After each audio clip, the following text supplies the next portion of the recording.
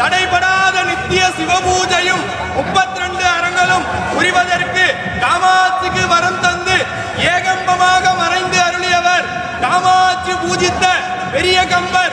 வெள்ளம் உண்டாக்கிய வெள்ளக்கம்பர், வெளிப்பட்டு காட்சி அருளி மறைந்த கள்ளக்கம்பர், அணைத்து கொண்டு காத்தருளிய நல்ல கம்பர். கம்பை வெள்ளத்தால் அங்க அடையாளம் பதியுமாறு லிங்க பரம்பொருளை இறுக்கமாக கட்டிக்கொண்ட காமாட்சி தழுவ குழந்தராக அருள் புரிந்தவர். சிவபூஜை செய்த காமாட்சிக்கு அறமும் வரமும் கொடுத்து அருளிய காஞ்சி காமகோட்டம் காமேஸ்வரன்.